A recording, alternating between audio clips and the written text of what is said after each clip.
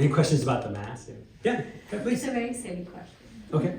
So how do you know how much Eucharist is going to be distributed? So that needs to be blessed during Mass, especially on like before Good Friday on Thursday. Yeah. You'll never run out of Holy Eucharist to Yeah. distribute. Yeah, that is basically experience.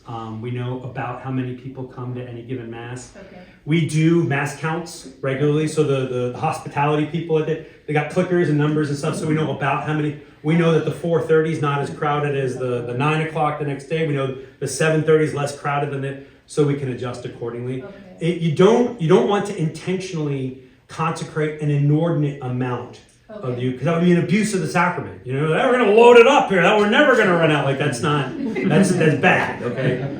However, and this goes back to the most ancient traditions of our faith. There is documentation that deacons would bring communion to the homebound. So we want at least enough to in case the homebound needed. Yeah. Yeah. So if there's anything extra, what happens to the? It gets put into the tabernacle, yeah. Okay. And even then, like on a daily Mass for me, sometimes I'll bring 2 ciborium out and there'll only be like 20 hosts in each one. I'm like, why? Come on. Put that into this one and now we got 40. You know, it's like that. So it's just a lot of it's just what makes sense. I think, to say. When is it when the priest eat up? Consumes the host.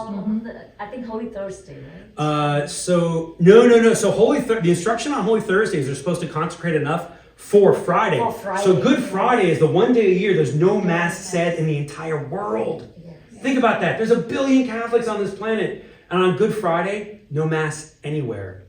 So on Holy Thursday, the instruction is to consecrate enough hosts to have, because it's a communion service. Yeah. You know. And by the way, just real quick, we talk about the Protestant thing. Catholics have Mass, Protestants have services.